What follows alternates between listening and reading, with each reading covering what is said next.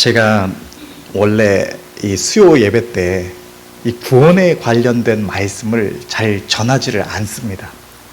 왜 그런가 하면 어떻게 해야지 구원을 받는다 이런 말씀들을 전하기에 수요 예배는 보통 신앙생활에 이 연륜이 있는 하나님을 만나고 그래도 열심으로 하나님을 섬긴다고 하는 이들이 주님 앞에 나오기 때문에 어떻게 해야 주님을 만날 수 있는지 이렇게 구원에 대한 말씀을 전하기에는 합당치가 않겠다 해서 제가 구원에 대한 말씀을 잘 안 잡는데, 지지난주 주일날에 갑자기 한 말씀이 제 안에 떠올라서 그것을 묵상하다 보니까 이 말씀을 준비를 하게 됐습니다. 그런데 너무 놀랍게도 지난 주일 저녁에도 목사님께서 거의 동일한 주제로 말씀을 전해 주셔서 깜짝 놀랐습니다.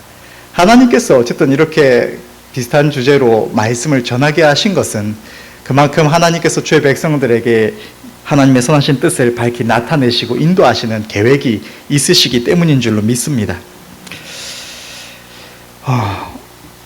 어쨌든 말씀을 살펴보면 우리가 구약 성경을 보다 보면 이스라엘 백성들이 하나님을 섬기는 모습들이 이렇게 나타나 있습니다. 그런데 구약 시대의 많은 이스라엘 백성들의 이 모습을, 그들의 행위를 살펴보면 하나님께서 선지자들을 많이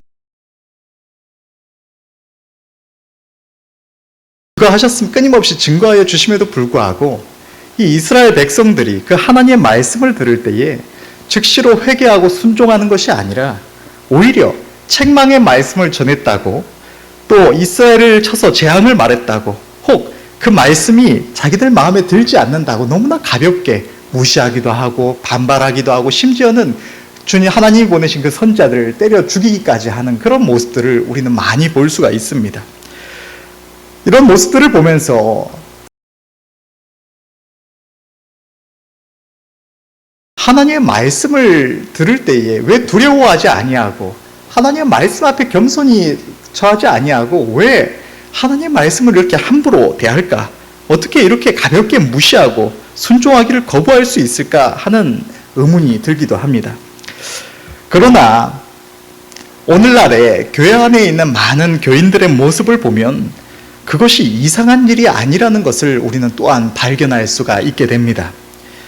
오늘날에도 많은 교인들이 하나님의 기쁘신 뜻을 늘 생각하면서 하나님의 음성에 귀를 기울이며 하나님 뜻대로 살아가고자 하지를 않고, 또 하나님의 말씀을 들어도 그 말씀에 나를 쳐서 순복하기를 힘쓰지 않으면서 그것을 너무나 가볍게 넘겨버리는 경우를 우리는 많이 볼 수가 있습니다. 때때로 하나님의 말씀이 우리 안에 걸림이 되어도 그것을 너무나 쉽게 타협하고 너무나 쉽게 아무렇지도 않게 잊어버리고 넘겨버리는 경우가 많이 있고, 또 때로는 교회에서 담임 목사님이 또 교회의 어른들이 어떤 하나님의 말씀을 강조해서 전하거나 권면하거나 이렇게 하는 모습들을 보면 거기에 대해서 반감을 가지기도 하고, 그래서 자신의 마음에 들지 않는 부분을 비판하기도 하고 너무나 쉽게 그 하나님의 말씀에 순종하기를 거부하는 모습들이 나타납니다.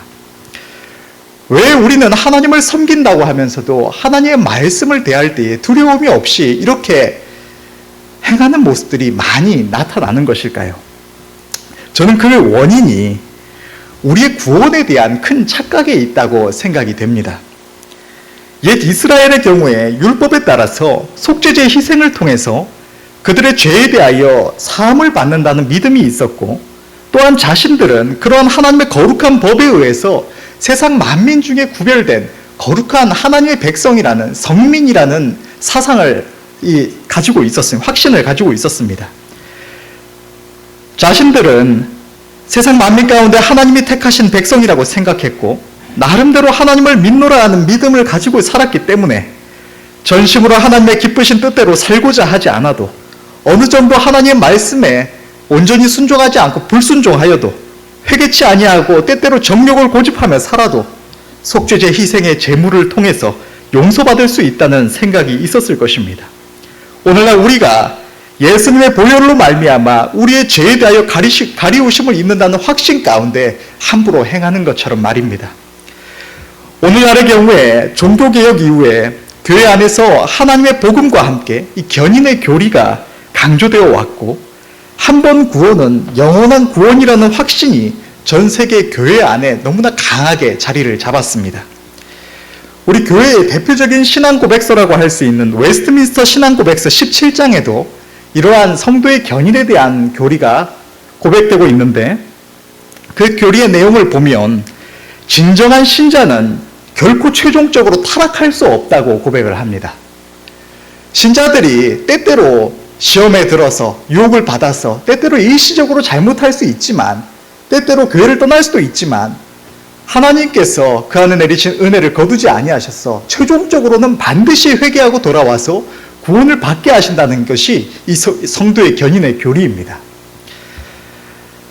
이러한 고백의 근거는 하나님의 구원과 이 견인, 이 성도의 견인이 우리 개개인의 자유의지에 달려있는 것이 아니라 하나님의 변하지 않는 선택의 작정의 예수 그리스도의 십자가의 공로와 우리를 위한 중보와 성령님의 내주하심에 달려있기 때문에 우리 개개인의 자유의 의지에 따라서 우리의 구원을 상실하지 않는다라고 고백을 하고 있는 것입니다.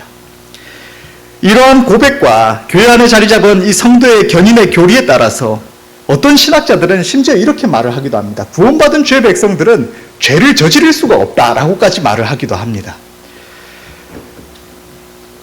성도의 멸망 가능성을, 구원받은 자들의 멸망 가능성을 보여주는 것처럼 보여지는 많은 성경의 구절들을 이렇게 해석을 합니다. 마치 부모가 아이들을 키울 때에 아이들이 부모를 잘 따르지 않고 똑바로 따라오지 않고 부모 손 놓고 함부로 이리저리 돌아다니고 때때로 뭐 안 사준다고 어딘가에 들어눕기도 하고, 이렇게 부모가 말을 해도 잘 따라오지 않으면 너 그럼 자꾸 그러면 놓고 간다 라고 해도 그게 진짜 버리고 간다는 뜻이 아닌 것처럼 그렇게 하나님께서 경고하시는 것이다, 그렇게 하지 말라고 경고하시는 것이다, 이렇게 해석을 합니다. 그러나 곰곰이 생각해보면 이게 진짜 그런가, 우리가 곰곰이 생각해보면 너무나 어처구니 없는 소리가 아닐 수가 없습니다.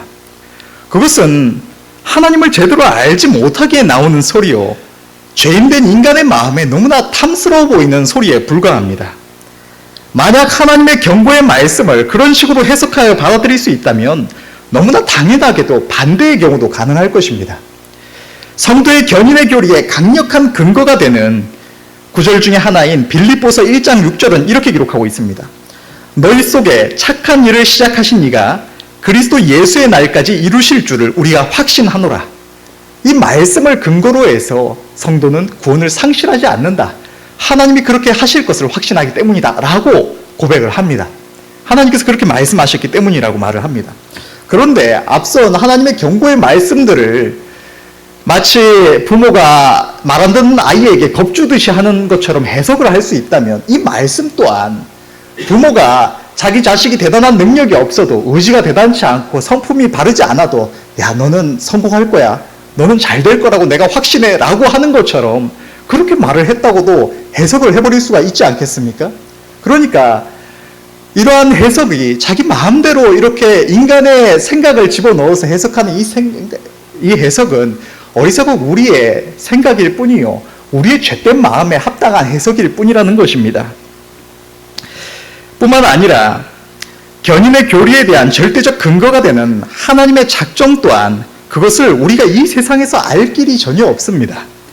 하나님께서 누군가에게 예수 그리스도를 영접하는 은혜를 주셨어도 이후에 그가 전심으로 하나님의 기쁘심을 따라 살지 아니하고 세상을 사랑하며 자기 정욕을 고집하여서 주님의 십자가를 끝까지 붙들지 아니하고 퇴보하여서 하나님께서 그를 마지막 날에 주님의 십자가를 오히려 욕되게 한 자로 심판하시고 하나님의 공의를 나타내시고자 하시는 도구로 그를 작정하셨다고 하더라도, 그의 타락을 허용하셨다고 하더라도 우리는 이 세상에서 그것을 알 길이 전혀 없는 것입니다. 하나님의 작정은 다만 우리가 받은 것이, 우리가 오늘날과 같이 하나님의 은혜를 입고 하나님을 섬기는 것이 우리의 잘남을 따라서, 우리의 무슨 지혜를 따라서, 우리의 선함을 따라서가 아니라 오직 하나님의 은혜로 말미암았음을 고백하는 데 그 의미가 있는 것이지, 그것을 우리가 마음대로 죄 가운데 고집하며 살 수 있는 무슨 핑계거리나 근거로 삼을 수가 없다는 것입니다. 때때로 이런 말들이 있습니다. 하나님의 택하심에 대한, 하나님의 작정에 대한 것을 말을 하면 믿지 않는 이들이 이런 말을 합니다.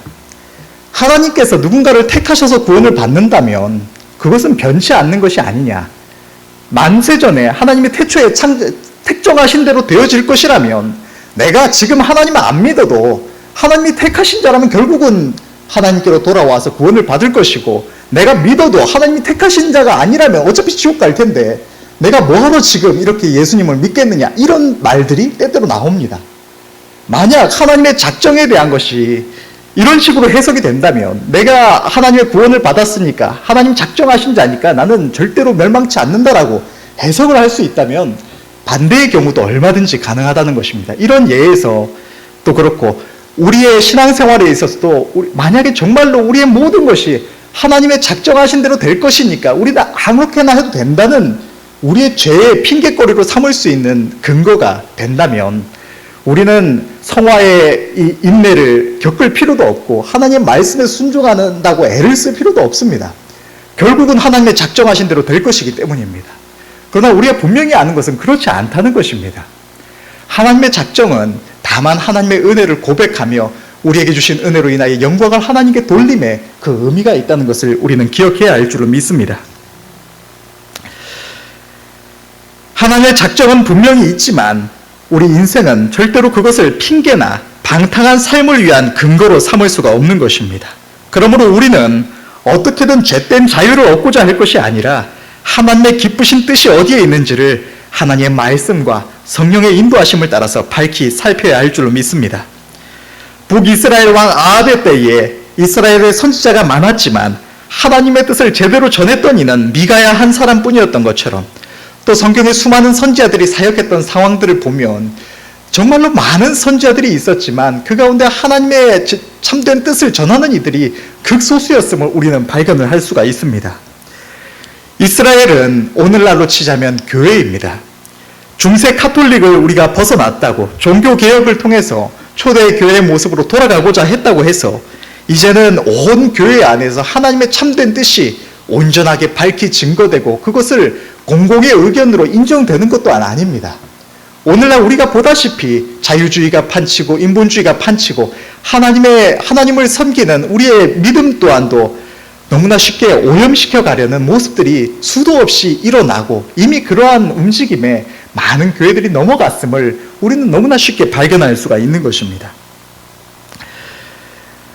더더욱이 인간을 만든 교리가 하나님의 말씀보다 우선할 수는 없는 것입니다. 모든 시대, 모든 주의 백성들이 절대적으로 신뢰하고 의지할 수 있는 것은 오직 하나님의 말씀인 성경과 우리 안에 친히 오셔서 함께 하시며 우리를 인도하시는 임마누엘의 하나님, 보혜사 성령님밖에 없는 것입니다. 우리는 하나님의 말씀에 근거하여서 우리의 믿음을 살펴야 할 줄로 믿습니다. 진정으로 우리의 구원이 절대적인 것인가? 진정으로 믿기만 하면 구원을 얻을 수 있는 것인가? 한번 구원받은 우리는 절대로 지옥에 가지 않는가? 우리는 말씀에 근거하여 살펴보고 절대적 진리의 말씀인 하나님의 말씀에 우리의 생명을 걸고 믿음으로 그 말씀을 붙들어야 할 줄로 믿습니다. 제가 오늘 본문을 이 마태복음 7장 21절에서 29절의 말씀으로 정했고 또 주제를 이렇게 정했지만, 오늘은 본문의 말씀을 강해하면서 설교를 하려고 한다기보다는 우리의 구원에 대하여 하나님께서 성경에 주신 많은 말씀들을 두루 살피면서 생각해 보기를 원하고, 그리하여서 우리의 구원에 대하여 우리가 바르게 깨닫고 믿음을 지키며 살아갈 수 있기를 간절히 바랍니다. 우리 주님의 복음은 삼위일체 하나님이신 예수님께서 우리를 위하여 우리와 동일한 인간의 몸을 입고 이 땅에 오셨고, 우리가 아담 안에서 범죄함으로 인해서 연약하여 결코 이룰 수 없었던 하나님의 의를 예수님께서 죽으시기까지 하나님의 모든 말씀에 순종하심으로 이루셨고, 아무런 죄가 없으신 그분이 우리의 모든 죄를 대신 지시고 고난받으시고 십자가에 달려 죽으시기까지 하심으로 이것을 믿는 자들에게 하나님께서 값없이 예수님의 그 의를 통해서 의롭다 하시고, 예수님의 십자가의 그 대속의 은혜를 통해서 우리를 죄 없다라고 선포하여 주신다는 것입니다. 복음 안에서 우리는 죄에 대하여 자유함을 얻습니다. 하나님을 영접한 주의 백성들의 허물과 죄를 하나님이 보시지 않으시기 때문입니다. 이전에는 예수님을 영접하기 이전에는 하나님의 기쁘신 뜻대로 하나님의 거룩한 법대로 살아가는 것은 당연한 것이요, 평생 동안 우리가 짓는 죄로 인하여서 우리는 영원한 형벌만이 예정된 존재였지만, 이제 주님을 영접한 우리들에게는 그 죄에 대하여는 완전히 가리우심을 입고 그저 약속 안에서 의롭다 하여 주셔서 우리의 잘한 것은 칭찬과 상급이요 잘못된 것은 기억조차 하지 않으시는 그러한 자유함을 우리가 누리게 되었다는 것입니다.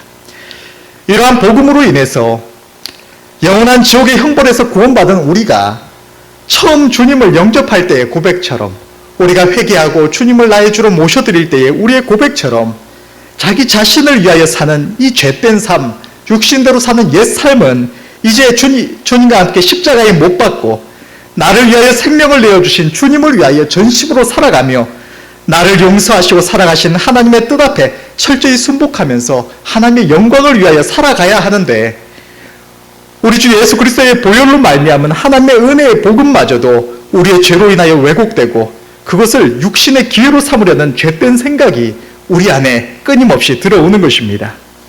이제 죄에 대하여 가리우심을 입는다 하였으니, 이제 값없이 나를 의롭다 하신다 하셨으니, 이제 나는 그냥 죽어도 천국이요, 이 땅에서 욕심대로 살아도 이 땅에서 전심으로 주님을 섬기지 않고 적당히 만족을 구하며 하나님 주신 평안을 누리기만 하며 그렇게 있다가 죽기만 하면 나는 천국에 가는구나.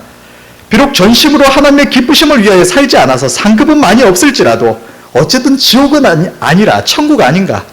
고통이 없는 나라, 영원한 행복만 있는 나라, 거기서 큰 영광과 더 큰 행복은 없을지라도 어쨌든 이 땅과는 비교가 되지 않는 행복인데, 그렇다면 이 땅에서 적당히 살다가 가기만 해도 분에 넘치는 행복을 누린다는 것 아닌가. 이런 생각을 하면서 인내와 수고로 하나님의 일을 행하기보다 편안과 만족을 쫓아 세상으로 눈이 돌아가는 일들이 많이 일어나는 것입니다. 만약 정말로 그렇게 된다면, 그것이 그렇다고 하더라도 영혼의 관점에서 너무나 어리석은 생각이지만, 그럼에도 날마다 저 천국을 소망하며 하나님이 주시는 칭찬과 상급을 사모하지 않는 이들에게는 이 땅의 것들은, 이 땅의 아름다움은 너무나 커 보이고, 육신이 강할 때에는 하나님 나라의 것은, 하나님이 주시는 칭찬과 상급은 너무나 추상적으로 보여지기까지 하기 때문에 우리가 인간적으로 이해가 안 되는 선택은 아니라고 할 수가 있을 것입니다. 그러나 여러분, 정말로 그렇게 되겠습니까? 우리의 생각은 중요한 것이 아닙니다. 중요한 것은 우리가 절대적으로 신뢰할 수 있고 의지할 수 있고 판단할 수 있는 근거는 오직 영원 불변하는 하나님의 절대적인 진리의 말씀, 능력의 말씀입니다. 만일 하나님이 성경에 그렇게 말씀하고 계신다면 우리는 안심하고 그러한 어리석은 만족을 누려도 될 것입니다. 그러나 그렇지 않다면 우리는 회개하고 두렵고 떨림으로 우리의 행보를 바로 잡아야만 할 줄로 믿습니다. 주님은 이렇게 말씀을 하셨습니다. 마태복음 5장 17절에서 19절의 말씀을 보면, 내가 율법이다 선지자나 폐하러 온 줄로 생각지 말라. 폐하러 온 것이 아니요 완전케 하려 함이로라. 진실로 너희에게 이르노니 천지가 없어지기 전에는 율법의 1.1획이라도 반드시 없어지지 아니하고 다 이루리라. 그러므로 누구든지 이 계명 중에 지극히 작은 것 하나라도 버리고 또 그같이 사람을 가르치는 자는 천국에서 지극히 작다 일컬음을 받을 것이요, 누구든지 이를 행하며 가르치는 자는 천국에서 크다 일컬음을 받으리라. 주님께서 오심은 성경의 모든 말씀을 폐하러 오신 것이 아니라 오히려 완전케 하려고 오셨다고 말씀을 하시고, 하나님이 창조하신 이 천지 만물이 없어지기 전에는 하나님의 모든 말씀 중에 단 하나라도 없어지지 아니하고 반드시 다 그대로 이룬다고 주님은 말씀을 하셨습니다. 그렇기에 하나님의 모든 말씀 중에 지극히 작은 단 하나라도 버려서 그것을 행치 아니하거나 그와 같이 남을 가르치는 자는 천국에서 지극히 작다 일컬음을 받을 것이라고 말씀을 하셨는데, 여기서 천국에서 지극히 작다 일컬음을 받는다는 말씀이 천국에 가긴 가는데 거기서 상급이 없다는 말씀인지는 우리가 다른 말씀들과 함께 더욱 분명하게 살펴보아야 할 것입니다. 어쨌든 주님은 구약이든 신약이든 하나님의 모든 말씀은 단 하나도 폐하여지지 않는다고 분명히 말씀을 하신 것입니다.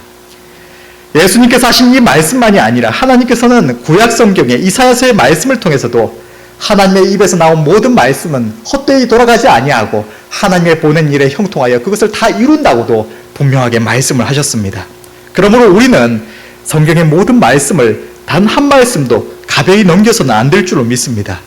그 모든 말씀 앞에서 자신을 살펴야 할 줄로 믿습니다. 우리의 구원에 대한 문제 또한 마찬가지입니다. 그렇다면 성경은 우리의 구원에 대하여 무엇이라고 말씀하고 계실까요? 한번 하나님의 은혜를 입으면 내가 배교라도 하고 나가지 않는다면 결코 떨어질 수 없다고 말씀을 하실까요? 아니면 배교를 하더라도 반드시 회개하고 돌이켜서 영원한 구원에 이르게 하실 것이라고 말씀을 하실까요? 고린도전서 10장 1절에서 12절은 이렇게 기록하고 있습니다. 형제들아, 너희가 알지 못하기를 내가 원치 아니하노니 우리 조상들이 다 구름 아래 있고 바다 가운데로 지나며 모세에게 속하여 다 구름과 바다에서 세례를 받고 다 같은 신령한 식물을 먹으며 다 같은 신령한 음료를 마셨으니 이는 저희를 따르는 신령한 반석으로부터 마셨음에 그 반석은 곧 그리스도시라. 그러나 저희의 다수를 하나님이 기뻐하지 아니하신 고로 저희가 광야에서 멸망을 받았느니라. 그런 일은 우리의 거울이 되어 우리로 하여금 저희가 악을 즐겨한 것 같이 즐겨하는 자가 되지 않게 하려 함이니 저희 중에 어떤 이들과 같이 너희는 우상 숭배하는 자가 되지 말라. 기록된 바 백성이 앉아서 먹고 마시며 일어나서 뛰논다 함과 같으니라. 저희 중에 어떤 이들이 간음하다가 하루에 23,000명이 죽었나니 우리는 저희와 같이 간음하지 말자. 저희 중에 어떤 이들이 주를 시험하다가 뱀에게 멸망하였나니 우리는 저희와 같이 시험하지 말자. 저희 중에 어떤 이들이 원망하다가 멸망시키는 자에게 멸망하였나니 너희는 저희와 같이 원망하지 말라. 저희에게 당한 이런 일이 거울이 되고 또한 말세를 만난 우리의 경계로 기록하였느니라. 그런즉 선줄로 생각하는 자는 넘어질까 조심하라. 구약시대 이스라엘의 행위와 그 결말은 오늘날 이 시간 예배를 드리는 우리의 경계로 하나님께서 기록하셨다고 말씀을 하시는 것입니다. 구약은 율법이요 신약은 예수 그리스도로 말미암은 복음이라서 구약은 잘못하면 멸망하고 신약은 멸망 안 하고가 아니라 구약시대에 바로 그 일이 오늘날 우리에게 보이시는 경고로 기록되었고 너희도 똑같이 하면 똑같이 멸망한다고 하나님은 경고하고 계시는 것입니다. 심지어 그 사실을 이렇게까지 분명하게 나타내고 계십니다. 구약시대에 광야에서 멸망했던 그 이스라엘 백성들이 그저 율법을 지켜 의에 이르려다가 멸망한 자들이 아니라 우리와 동일하게 회개의 세례를 받았고 영의 양식인 하나님의 말씀을 들었으며 반석에서 나는 생수 곧 우리의 부활의 보증이 되시기도 하시는 성령을 취한 자들이었지만 저희 다수가 광야에서 멸망을 받았다고 말씀을 하시는 것입니다. 왜 멸망했다고 말씀을 하십니까? 하나님이 저희를 기뻐하시지 않으셨기에 멸망했다고 성경은 분명하게 기록하고 있는 것입니다. 어떤 이들은 이렇게 말을 합니다. 서두에 말했던 것처럼 선줄로 생각하는 자는 넘어질까 조심하라는 말씀이 구원의 상실 가능성을 의미하는 것이 아니라 자꾸 말 안 들으면 놓고 간다는 부모의 말과 같은 것이라고 말을 하는 것입니다. 그러나 저는 이러한 말을 하는 이들에 대해서 예수님이 하신 말씀이 생각이 납니다. 그러므로 누구든지 이 계명 중에 지극히 작은 것 하나라도 버리고 그같이 사람을 가르치는 자는 천국에서 지극히 작다 일컬음을 받을 것이요.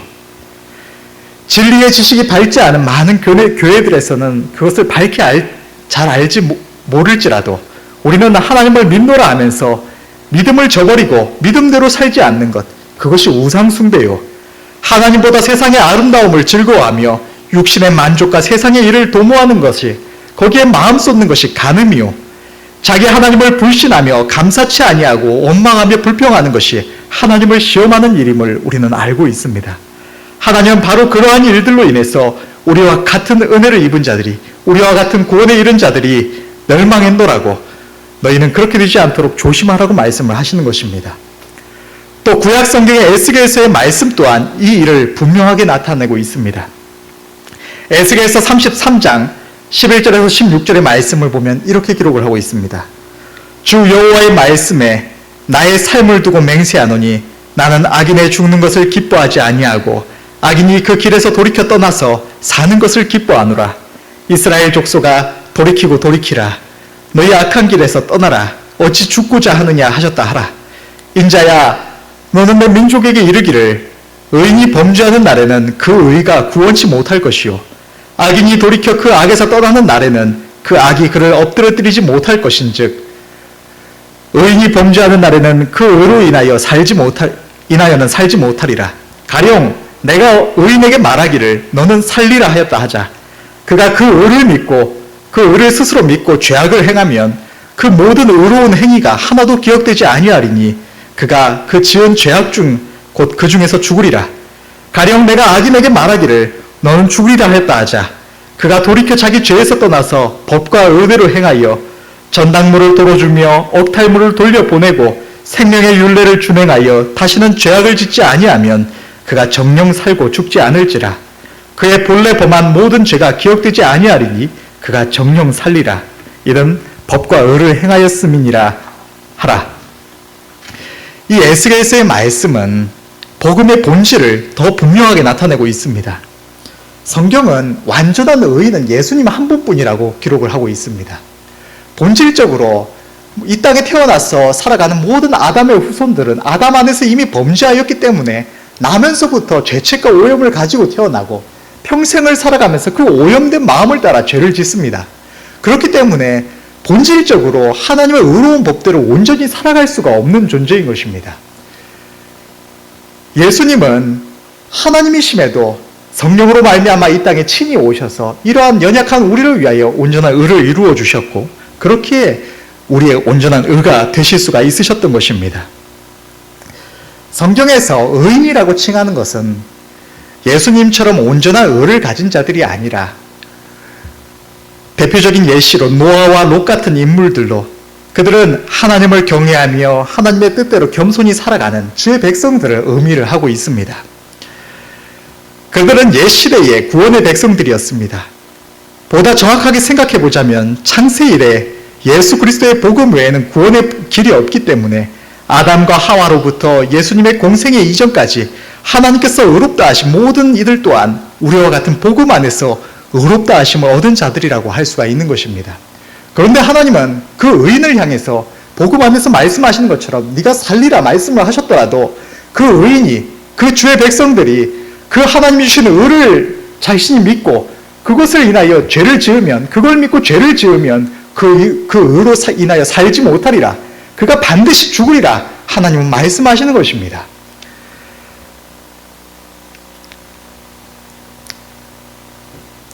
우리는 하나님의 말씀을 우리 좋을 대로 해석하거나 걸러들을 것이 아니라 주의 깊게 살피고 그 말씀에 다만 나를 쳐서 순복하며 그 말씀 위에 우리의 삶을 세워가야 할 줄로 믿습니다.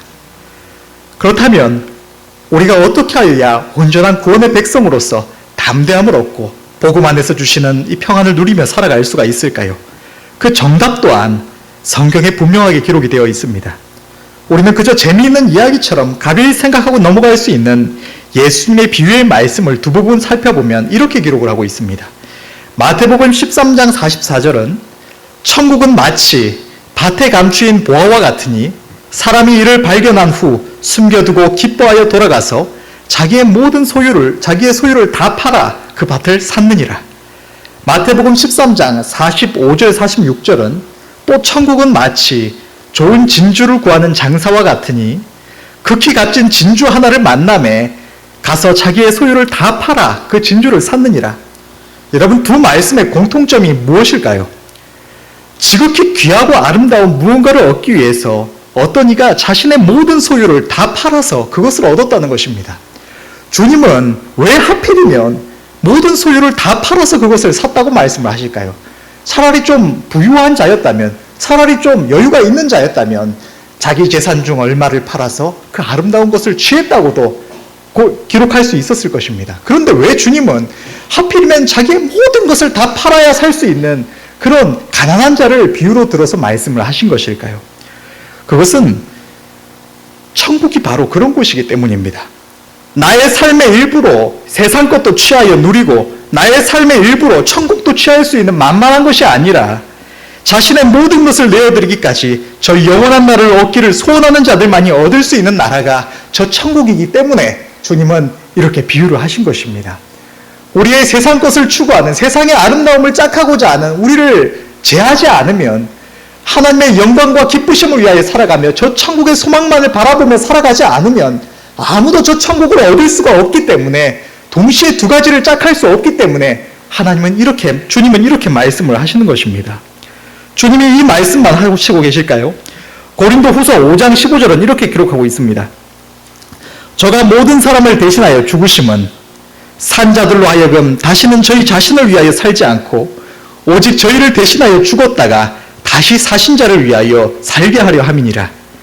예수님께서 우리를 위하여 죽으심은 우리로 하여금 우리 자신을 위하여 살지 않고 우리를 위하여 십자가에 달리신 주님을 위하여 살게 하시고자 하심이라고 말씀을 하시는 것입니다.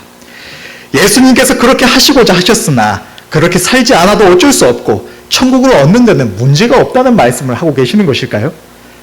그렇게 살지 않으면 천국을 얻지 못한다는 말씀인 것입니다.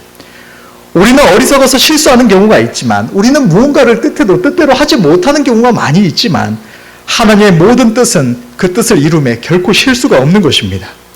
하나님은 이것을 또 다른 말씀을 통해서도 분명하게 말씀을 하십니다. 로마서의 두 말씀을 보면 로마서 8장 12절에서 13절은 이렇게 기록하고 있습니다. 그러므로 형제들아, 우리가 빚진 자로 돼 육신에게 져서 육신대로 살 것이 아니니라. 너희가 육신대로 살면 반드시 죽을 것이로되 영으로서 몸의 행실을 죽이면 살리니. 로마서 6장 15절에서 16절의 말씀은 그런즉 어찌하리요? 우리가 법 아래 있지 아니하고 은혜 아래 있으니 죄를 지으리요? 그럴 수 없느니라. 너희 자신을 종으로 들여 누구에게 순종하든지 그 순종함을 받는 자의 종이 되는 줄을 너희가 알지 못하느냐? 혹은 죄의 종으로 사망에 이르고 순종의 종으로 의에 이르느니라. 예수님의 십자가에 빚진 자로서 육신에 져서 본성대로 살면, 이전에 살아가던 그 모습대로 살아가면, 그대로 살면 반드시 죽을 것이로되, 반드시 지옥에 갈 것이로되, 자신의 삶의 주권을 온전히 주님께 드려서 주의 영이신 성령의 인도하심을 따라 순종의 삶을 살며 옛 본성을 죽이면 살 것이라고 주님은 분명하게 말씀을 하시는 것입니다. 누구든지 하나님의 영광과 그의 기쁘심을 위하여 살며 하나님의 뜻대로 살아가는 자들만이 천국에 갈 수 있음을 우리는 분명하게 기억해야 할 줄로 믿습니다. 하나님은 성경의 모든 말씀들을 통해서 너무나 명확하게 말씀을 하십니다.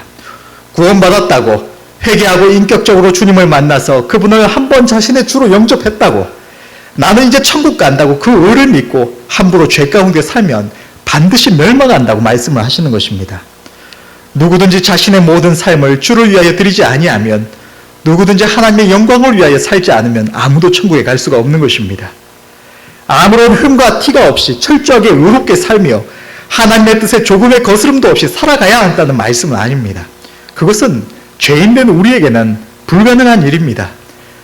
그러나 그렇기에 주님은 우리에게 복음을 주신 것입니다. 마치 공부하는 학생이 지능이 부족하고 시간이 부족해서 또 습관이 되어 있지 않아서 스스로 아무리 결심하고 열심히 노력해도 커트라인을 넘길 점수를 낼 수 없는 자라고 하더라도 열심히 포기하지 않고 공부하며 노력하면 통과시켜 주신다고 말씀하시듯이, 우리가 절대로 이룰 수 없는 온전한 의를 주님은 우리에게 주셔서 우리가 하나님의 영광을 위하여 살아가고자 하면, 설령 우리가 부족하고 연약하여 때때로 넘어지며 잘못한다고 할지라도 우리의 그 잘못을 기억지 아니하시고 우리의 죄를 가리우시고 우리를 값없이 의롭다 하시겠다고 분명하게 우리에게 말씀을 해주시는 것입니다. 우리가 그리하여서 죄를 지을까 두려워하는 것이 아니라 다만 감사함으로 우리에게 이 복음을 주신 주님의 은혜를 찬양하며 하나님의 영광을 위하여 살아갈 수 있도록 하나님은 우리에게 복음을 주신 것입니다. 그 복음을 기회 삼아서, 예수님의 의를 기회 삼아서 너희가 이제 의롭게 되었으니 마음대로 죄 가운데 살아도 된다고 복음을 우리에게 주신 것이 아니라는 사실을 우리는 기억해야 할 줄로 믿습니다. 우리는 오늘 구원에 대한 말씀을 살펴보았습니다. 그러나 어디에 우리의 영원한 생명을 걸 것인지는 우리가 스스로 잘 판단해야 할 것입니다. 세상의 일반적인 생각을 따라서 나는 구원받았으니 적당히 살다 가면 천국을 간다는 생각을 가지고 그렇게 방만하게 살아갈 것인지, 아니면 하나님의 경고의 말씀을 겸손히 받아서 자신을 그 앞에서 살피고 회개하며 하나님의 약속의 말씀 안에서 자신의 구원을 굳게 세워갈 것인지 우리는 결정해야 할 것입니다. 아무도 이것을 외면하고 살아가서는 안 될 줄로 믿습니다. 여러분, 최근에 담임 목사님과 이런 이야기를 나눈 적이 있습니다. 이 나라가 앞으로 어떻게 나아갈 것인가? 보혜사 성령께서 임하셔서 이전에 인도네시아에 있었던 일처럼 이 공산화되어가는 이 정권이 무너지고 이 나라가 회복될 것인가? 아니면 이 공산 정권의 집권이 더욱 확고해지고 그 속에서 성령께서 임하셔서 우리는 우리의 사역을 하고 떠나갈 것인가? 이런 이야기를 나눴는데 오래전부터 이런 세상의 모습을 보면서 하던 제 생각은 하나님의 말씀에 마지막 때에 기근이나 지진이나 연병이나 전쟁만이 아니라 주의 이름을 인하여서 주의 백성들을 잡아 핍박하며 죽이며 또 모든 민족의 미움을 받을 것이라고 말씀하셨는데 이런 환난 때가 갑자기 이루어질까? 이렇게 곳곳에서 전쟁이 일어나고 더 급속하게 더 많은 곳에서 일어나고 또 교회를 핍박하는 세상의 권세들은 더 강해지고 차별금지뿐만이 아니라 온갖 주의 백성들을 핍박하는 악법들이 점점 더 제정되고 그렇게 주님이 말씀하신 마지막 때가 이르러 가는 것이 아닌가 이런 생각을 많이 했습니다. 그런데 이것이 제 생각만이 아니라 목사님께서도 이런 말씀을 하셨습니다. 옛 이스라엘이 주님이 오셔서 그 이스라엘 나라가 세상에서 회복될 것을 바라보았지만 주님의 뜻이 그것이 아니었듯이 우리는 이 나라가 회복되어서 교회가 회복되고 이 나라가 우리의 믿음을 지키고 하나님을 경외하는 나라로 복음을 만백성에게 전하는 아름다운 나라로 다시 회복되기를 소원하지만 그것이 하나님의 뜻이 아닐 수가 있다고 이렇게 점점 시간이 지나면서 이 괴악한 정권의 이 집권은 더 강해지고 교회를 향한 핍박도 커져가고 그렇게 주님이 말씀하신 마지막 때가 이르는 것이 아닌가 한다고 이런 말씀을 하셨습니다.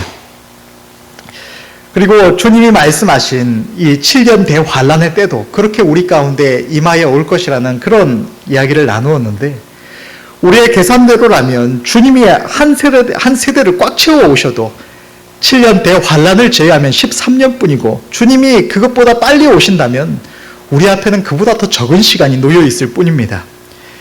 이런 대화를 나누고 또 생각할 때에 제 안에서는 마치 잠들어 있던 사람이 깨어나서 위험을 감지하는 것처럼 너무나 분명하게 보고 생각하던 일들임에도 그 일들이 확실하게 닥칠 것이라는 그런 위기감이 또 새롭게 제게 다가왔습니다. 그러고 보니 주의 날은 이렇게 속히 임박해 오는데 나는 주님 앞에 한 것이 없구나라는 생각과 이 환난의 때에 나의 믿음을 지킬 뿐만이 아니라 주님이 나를 부르신 사명을 감당하고 주의 양떼를 지키고 주의 잃어버린 양떼를 주님께로 인도하려면 준비된 것이 없는 내 모습으로 이대로 있어서는 안 된다는 절박함 또한 생겨납니다.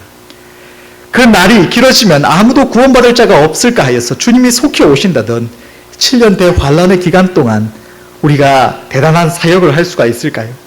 그렇지 않다면 우리가 강구하여 능력을 힘입고 또 전심으로 사역하고 마침내 우리의 삶을 주님 앞에서 회개할 날이 이제 정말 얼마 남지 않은 것입니다. 이러한 때에 여러분은 지금 어디에 서 계십니까? 여러분의 영원한 생명은 하나님의 말씀 위에 확실하게 서 있으십니까? 또 하나님께서 우리를 사용하실 수 있도록 전심으로 자신을 준비하고 그렇게 살아가고 계십니까? 잠시 후에 우리는 어떤 모습으로 주님을 맞이하게 될까요? 여러분, 그때가 임박했습니다. 저는 이런 말씀이 생각납니다. 계시록 22장 11절에서 12절의 말씀대로 불의를 하는 자는 그대로 불의하고 더러운 자는 그대로 더럽고 의로운 자는 그대로 의를 행하고 거룩한 자는 그대로 거룩되게 하라. 보라, 내가 속히 오리니 내가 줄 상이 내게 있어 각 사람에게 그 일을 행한 대로 갚아주리라. 불의한 자도 그 불의에서 벗어날 시간이 없을 정도로 그렇게 하나님의 심판이 임박한 그런 때라는 느낌이 옵니다. 여러분, 돌이킬 시간이 이제 얼마 남지 않았습니다. 조금 시간이 지나면 조금만 더 방만한 모습으로 있다가는 하나님 앞에 우리를 바로 세우지 못하고 주님 앞에 나아가 선 날이 있을지도 모르고 또 그렇게 되면 오늘 본문의 말씀처럼 네가 왜 주를 위하여 살지 아니하였냐고 주님이 책망하신다면 또 우리의 구원마저 지키지 못한다면 얼마나 우리가 영원한 세계에서 후회를 하게 될까요? 여러분, 우리는 하나님의 말씀에 비춰서 자신을 살펴야 할 줄로 믿습니다. 그리하여서 이제 임박한 주의 날이 임박한 이때에 날이 가장 어두운 여명이 밝아오는 이때에 우리가 주님 앞에서 아무것도 한 것 없이 서지 않도록 우리의 걸음을 재촉하고 우리의 구원을, 우리의 영원한 생명을 두렵고 떨림으로 굳게 지켜가야 할 줄로 믿습니다. 그리하여서 잠시 후에, 정말 잠시 후에 주님 앞에 서는 그날에 우리를 보시면서 주님이 기뻐하시는 낯을 배웠고 함께 저 영원한 천성에 이르러서 영원토록 감사하며 찬양하며 그렇게 즐거이 함께 살아갈 수 있기를 간절히 소망합니다.